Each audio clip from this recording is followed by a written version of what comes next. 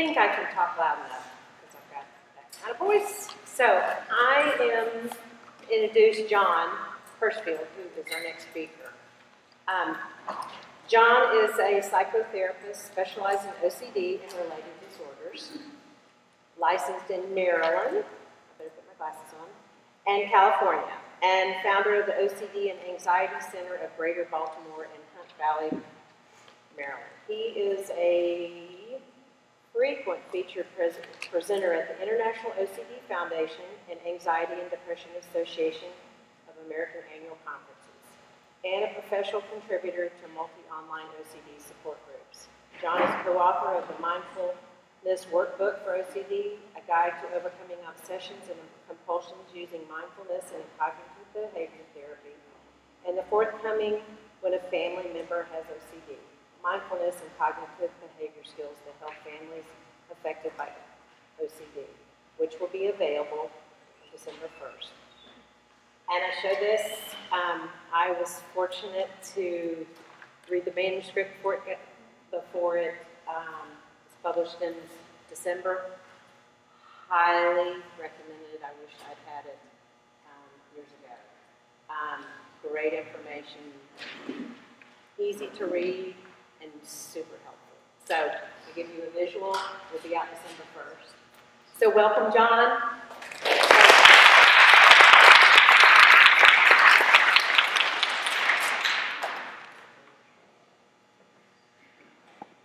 Thank you, Margaret.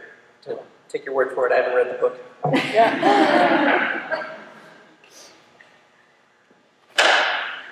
So, thanks for having me. When I was told I'd be coming down to Georgia to speak to y'all, and it was at the Skyland Trail. I didn't know what that was, so I just sort of pictured this in the woods, and I thought it'd be warm. But perhaps the Walking Dead came to mind at some point. Maybe I would have to kill a zombie, so forgive me if I'm a little over-prepared. So, who are the OCD sufferers? In general, sorry, I should have specified. I can smell it. Well, they're children, right? Living in fear of things that go bump in their heads. Parents living in fear of not being capable of keeping their families safe. Students living in fear of not being able to excel. Professionals living in fear of not being able to perform competently. Partners and spouses living in fear of breaking hearts, disappointing each other's expectations. Friends living in fear of rejection, humiliation from one another. Regular people just living in fear of not being understood, of being mocked, not being able to access treatments that work for this common psychiatric condition.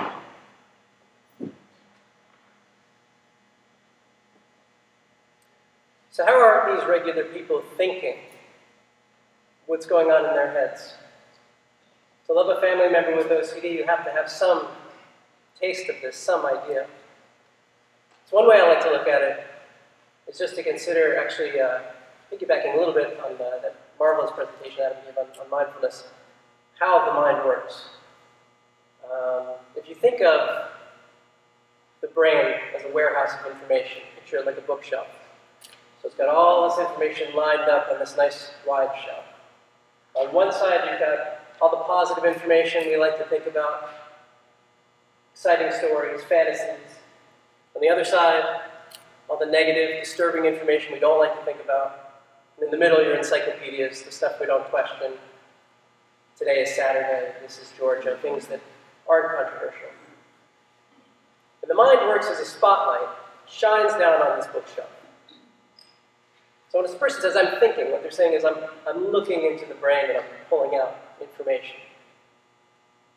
So if I ask someone with a non-OCD mind to come up with some brilliant idea, they'll squint, they'll look up into that shaded part of their brain that's not brightly lit by that middle part of the spotlight. And they'll come up with something. Machine that puts bacon on everything, something. And if I say, well, what's what's the worst way to die, fire or electrocution? They'll squint, they'll look in that darkened side and the other side of the brain, and they'll come up with something. They'll say, well, this and that. If you look at the OCD mind, this spotlight, it's a lot more like this. Much wider spectrum. On the plus side, this makes OCD sufferers very funny, very clever, very quick. They know the exact wrong thing, the exact wrong time to say it. They're often creative, brilliant, good at their jobs. And then there's this burden. Thoughts that are dimly lit for others are brightly lit for those with OCD. Like that. This water could spill on my computer, fry it, burn down this weird carpeted basketball court, and everybody in it. Doesn't take a lot of effort, because it's brightly lit. And the problem that OCD sufferers struggle with is this confusion between the loudness and brightness of their thoughts, and the importance of their thoughts, the threat that the content of those thoughts may imply. So what's that really like? To live with this wide open mind that's constantly presenting you with ideas that you have to be carefully choosing which ones you're going to take seriously and which ones you're not going to take seriously. It creates a deficit in your ability to tolerate uncertainty because you're actually considering these things. Perhaps I am taking a risk with my family by not going back and checking to make sure that the door is locked or the stove is on. It makes it very difficult to assess risk in situations where your brain is telling you, hey, this is as important as today's Saturday.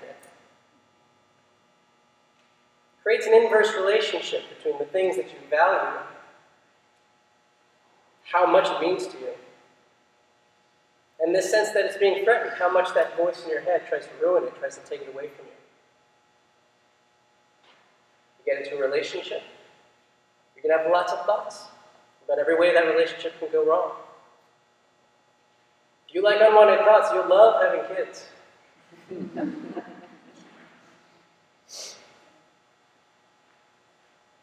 Consider looking at your options in any given situation. You could be optimistic and say it's all going to work out fine. You could be neutral and say, I don't know, it's going to work out, let's see.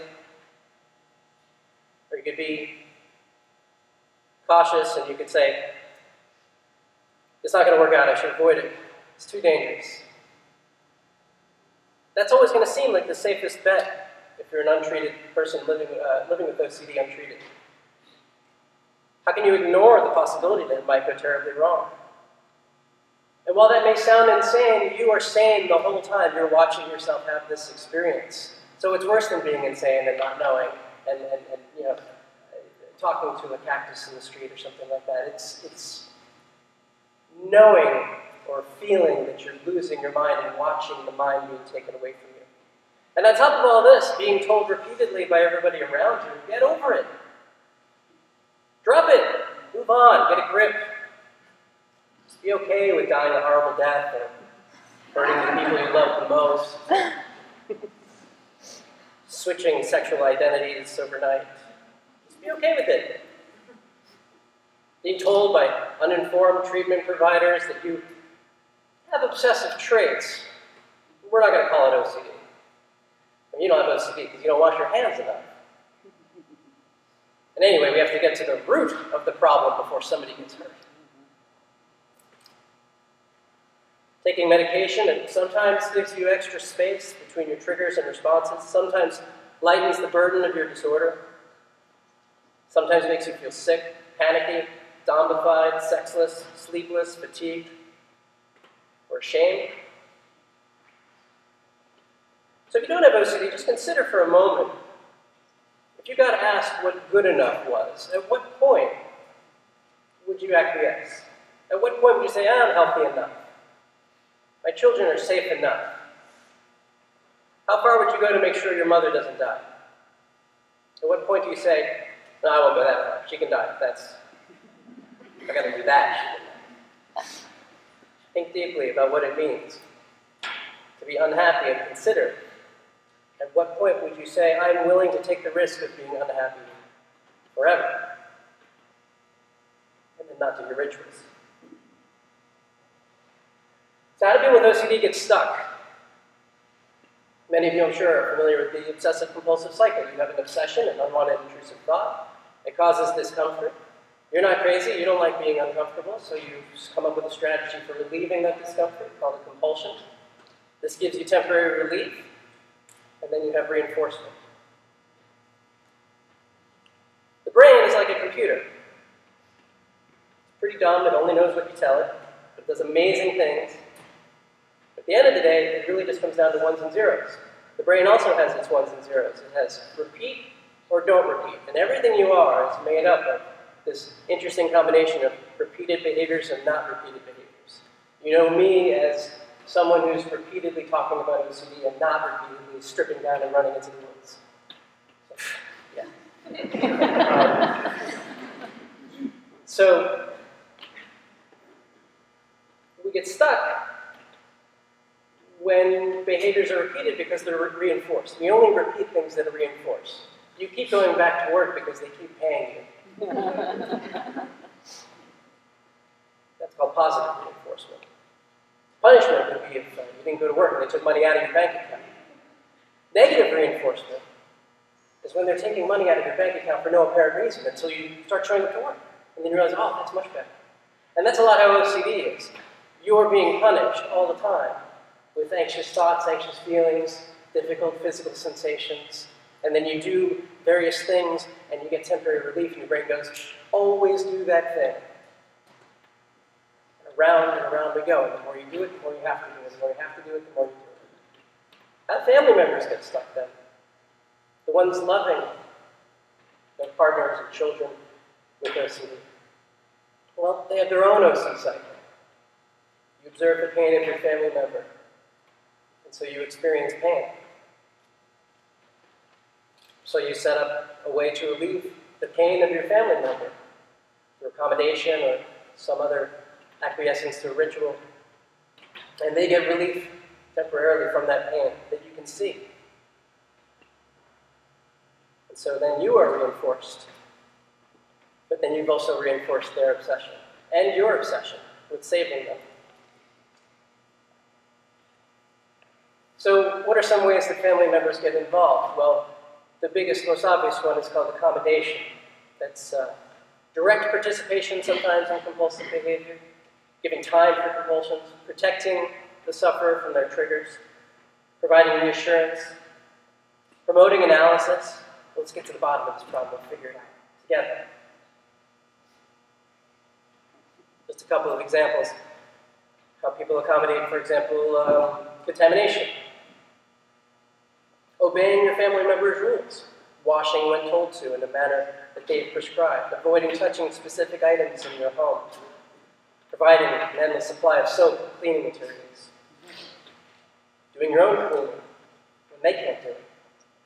Reassuring them about what is safe, what's safe to eat, what's safe to touch, what has been touched. Taking responsibilities for the sufferer when they're no longer able to stand up and take care of it for themselves. They're doing the dishes for them because it might be too triggering. Accommodating checking. Checking items on behalf of your family member. Waiting. Just take a moment to think about the time that you as a family member have spent. Just waiting for a ritual to be completed, for one more check, for one more wash. Changing your plans to allow for returning to check. Offering reassurance. What was checked? When was it checked? How did you check it?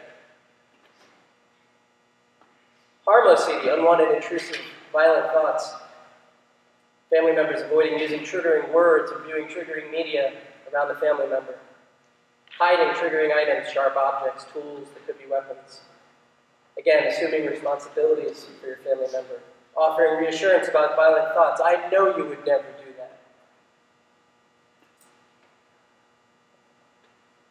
Taking confessions. Sitting there listening. Again and again and again. I had this thought, I had this thought, I had this thought. Tell me it's okay. Tell me it's not me. Tell me it's not going to hurt me. Tell me it's not going to hurt you. Same thing with sexual obsessions, offering reassurance. We would have known if you were gay, or not gay, or whatever it is. Just tell me the right thing to say. In couples, partners avoiding initiating intimacy with one another, afraid of triggering each other. Participating in analysis and rationalization about sexual issues. Scrupulosity, religious obsessions. Again, avoiding using triggering words, avoiding or modifying the way you practice your faith around your OCD suffering family member. Reassurance about religious and moral ideas. Health anxiety, doing WebMD research for them. Cleaning, chores where chemicals may be used. Taking your family member to repeated doctor's visits. And assuming financial responsibility for participating in all of these rituals.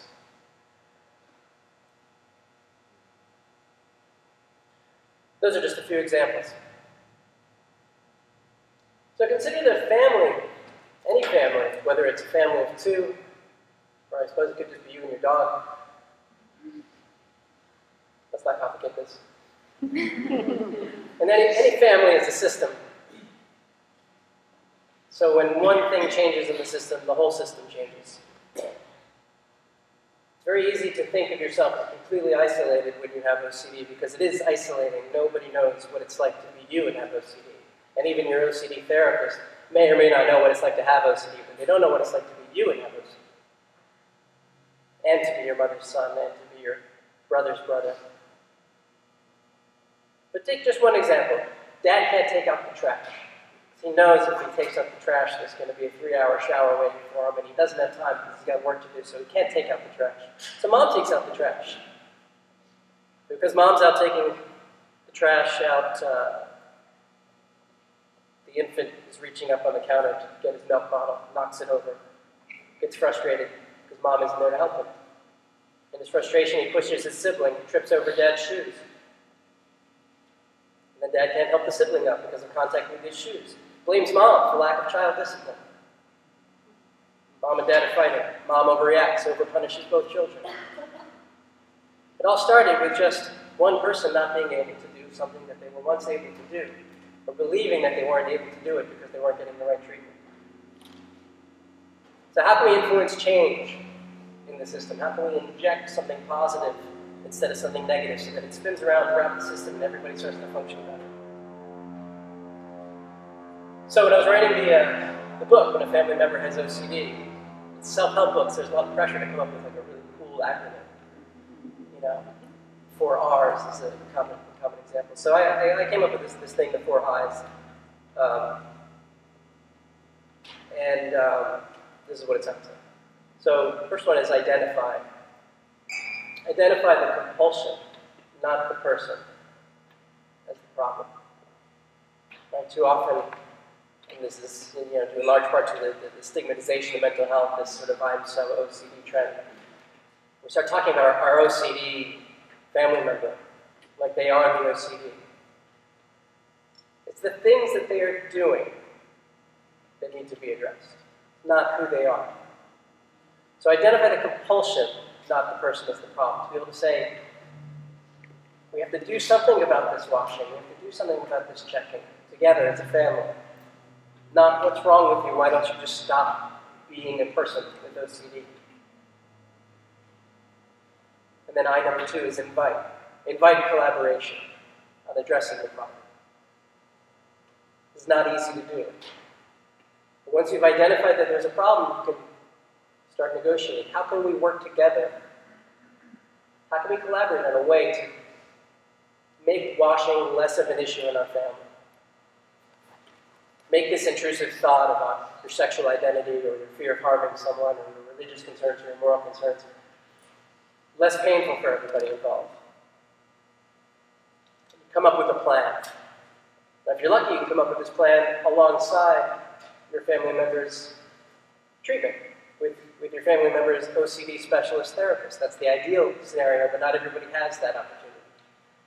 So, number 3 is interrupt the obsessive-compulsive cycle with permission. So you come up with a plan. Okay, I'm going to start doing this. Can we start doing that? Can we start doing this and that? And you just map it out one at a time, gradually reducing the accommodations. But it's all got to be mapped out ahead of time. You can't surprise your family member. You can't suddenly pull them off of this thing that you got them, you were part of a participant getting them strung out on this thing. You can't just rip it out of their hands. You have to do the exposure of letting go of it just as much as they do. Finally, and I think the most important one, at the end of all this, when change starts to occur, integrate and model healthy behavior. Remember what I said before about time? Well, you're going to get that time back if your family member starts to get better. What are you going to do with that time? What have you guys been talking about all this time? Not sports, not The Walking Dead. We're talking about mental health. It's boring. You guys don't want to talk about mental health all the time.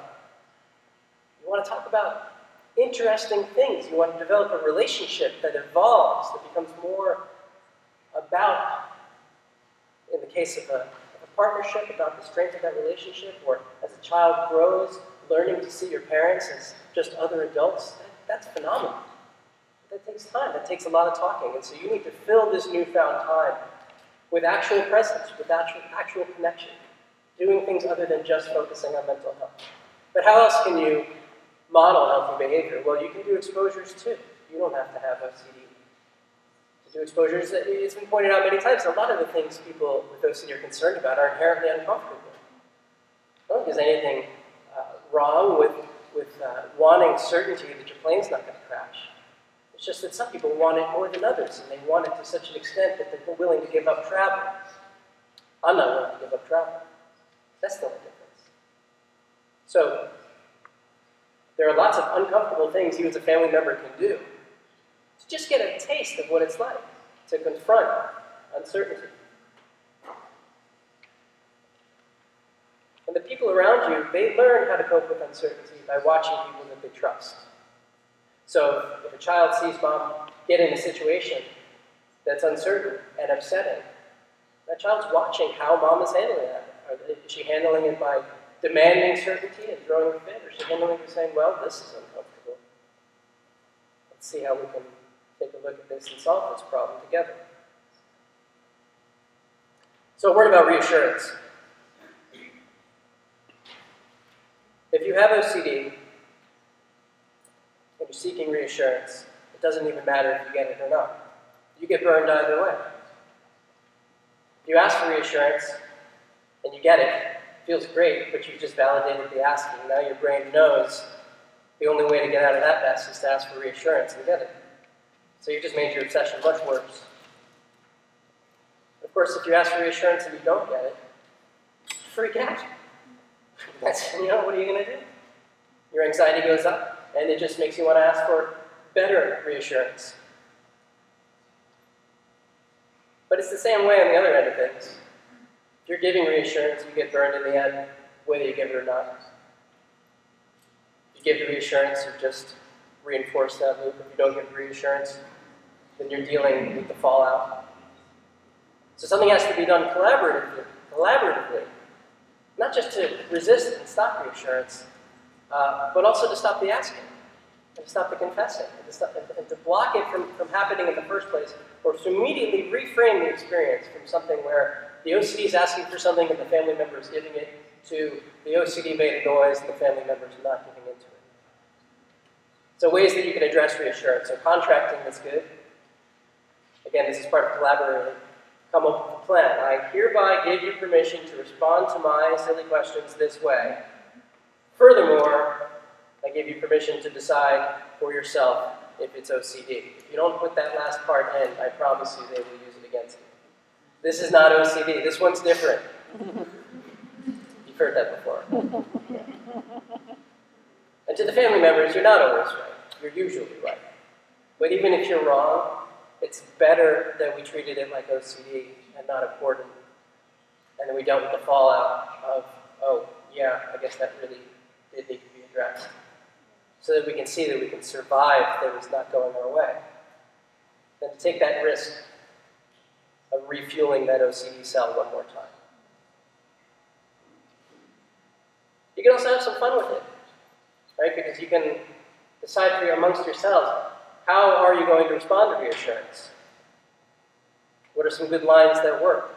Can anybody just throw one out, something where family members asked them for reassurance and they were able to say something that was able to sort of put their family member in a frame that allowed them to back off?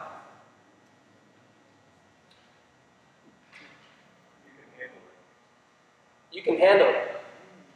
I like that, because it doesn't answer any questions other than whether or not they can handle it. That's a good one. I wrote a couple down here. Just that sounds like one of those questions we talked about. Not allowed to answer that. My personal favorite, your therapist forbids me. I take a lot of blame. Jon, I don't speak English all of a sudden. That's weird, huh? Again, if these things are negotiated ahead of time, there's no rules here. You can do whatever you like. The answer is meow.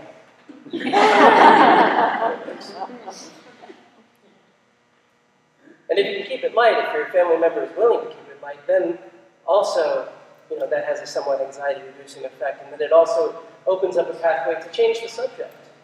Yeah, okay, yeah, you got me. All right. So let's talk about this other thing. So if you're dealing with spouses or partners, really there's got to be heavy emphasis on reassurance contracting because there's just so much back and forth there.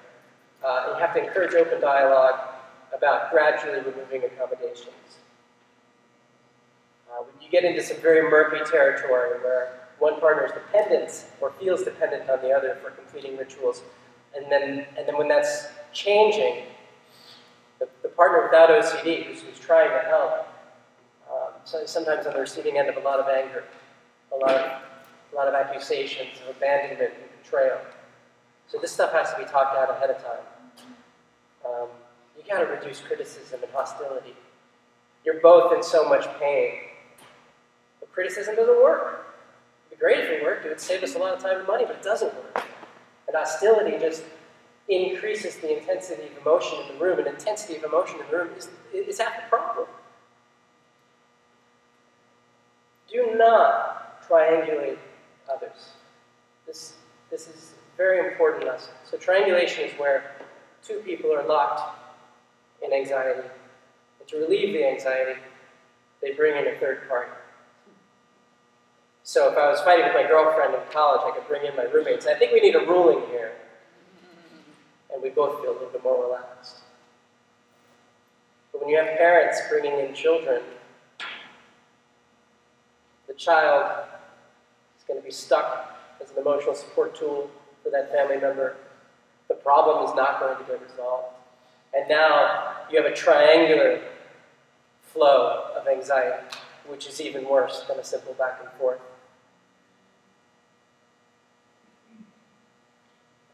So a few thoughts about children. Incentivizing success can be good. Sticker charts and other reward systems. Much better than punishing failure. It doesn't seem to register in the brain the same way. So if you're working with your child on reducing a ritual, and they say, well, I'm going to do this exposure every day for a week, and they do it every day for a week, and then they, each day they get a sticker, and 7 stickers equals some sugar or whatever.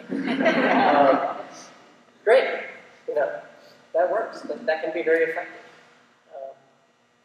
But then if they find the exposure too hard, it's either the wrong exposure, or they're not ready, or they just don't want to do it, it's not going to be effective to take away their video games. It's just going to breed resentment. It's going to make them more defiant. It's going to make them dig their heels in. The last thing you want is your family member and OCD being on one team and you being on the other. Both parents must be unified in their approach to accommodations and peeling back accommodations and peeling back reassurance. You can't have one parent who's the tough parent who does what the OCD therapist does, and the other one who says, here's some soap, don't tell you about it. It's not going to work. It's confusing. It's damaging. And be conscious as a parent of the attention that's being given or not given to the siblings, who may also have OCD or may not, but they're watching all this attention. They're watching, They're late to soccer practice because mom had to take little sister to the psychiatrist. And they don't mind, but they just want it to be acknowledged that they were late to soccer practice and not be accused of being selfish or self-centered for being unhappy about it. How do family members cope? You're going to have to learn to tolerate distress, just like the OCD sufferer. You're going to have to learn that accommodation may bring temporary relief in the short run, but is tearing your family apart from the inside in the long run. You're going to have to be able to watch your loved ones suffer with anxiety, knowing that accommodation, especially reassurance, will temporarily ease that suffering, but ultimately worsen the OCD. And you have to remain consistent, and you have to see the bigger picture. So this is not a switch that you can just turn on and say, okay, well, I was previously completely intolerant of the suffering of my family member, but now it's totally fine because the therapist says it's what I got to do. It's not easy. It takes work. You may need your own therapy, and I don't say that lightly. You may need somebody to talk to. You may need somebody to help you process your own stress and your own distorted thinking about how you may or may not be a failure for not being able to help your family member. Mindfulness and meditation, hugely important tools to use here. Again, as Adam was talking about, just being able to observe. Oh, look at that. Look at that tightness in my chest that I have when I can tell that my loved one is in their head, and I know that I can snap them out of it by telling them that the thing that they're thinking about is wrong. And I know I'm not allowed to. Let me just experience that tightness for a while, because I need to learn how to be in the same space with this tightness. If I always run from it, I'm not going to be able to help them. You can access a family support group in person. There's a few online as well. That can be helpful, just to hear other people's stories, know you're not alone. How can you help in general, though? Promote cognitive behavioral therapy. This is not rocket science. We know what works to treat OCD. So don't be one of those parents who's always looking for the right supplement or the right chant or something that's going to just magically turn your kid into something else. Don't be that spouse whose therapist hopping to the one that's going to get them the promises to get them better the fastest. Take it seriously. That means read some books about OCD. Learn about cognitive behavioral therapy yourself. Get involved at whatever level your loved one will allow you when therapy is taking place. Be patient, but have boundaries. I could talk about that for an hour, but I won't. What not to do. I already covered some of this. Don't be hostile. Don't be overly critical. Don't confuse your loved one with their OCD. Don't blame everything on OCD, or use OCD as an insult or an adjective or a shaming device. Oh, this is OCD. Especially in front of other people. It hurts. It cuts deep. To be reduced to an adjective that isn't even an adjective, that's the lowest. Don't think you know so much about OCD that you're the OCD expert in the room either. Don't chase your loved one around with lectures, demanding that they read articles, demanding that they stop having OCD. You've got the latest book, the latest article on OCD, and you're chasing them around the house. Look at this, you don't have to be this way. That's not going to help. And again, this duality. Have patience, but have boundaries. Don't pretend you know what it's really like. You don't. But at the same time, don't let them become so absorbed in the OCD that they delude themselves into thinking that you're not suffering too. They don't know what it's like. OCD can be a very painful, very debilitating disorder. And loving someone with OCD can be just as painful, just as debilitating. And there's no way you're going to get over 89%, I just made that number up, understanding each other, what it's actually like to be on the user end of that experience. You have to have some amount of faith that that gap, that 11% gap can fill, that things are going to be okay.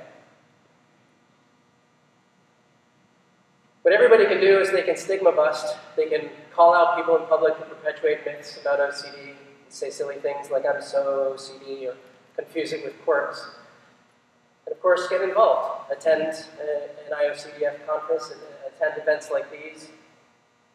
Get your own treatment if you need it, if you can. Reach out to your friends, people you trust. Encourage treatment for your loved one. And petition the government to take mental health more seriously overall.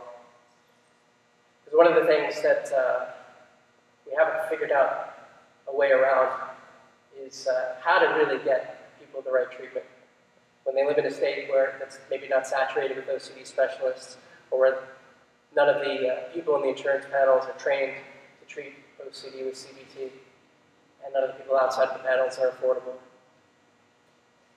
These are larger challenges for a different talk, but it's something to think about. Finally, be a family member. If your mom, be a mom. If your dad, be a dad. If you're a brother or sister, be a brother or sister. If you're not a therapist, don't be a therapist. Unless you are a therapist, sorry. You're not a warden. You're not just a tool of the OCD waiting for your next command. There's enough moving parts in the OCD brain that if you could be a constant for your loved one, they'll always have some place to come back to. They'll always have home.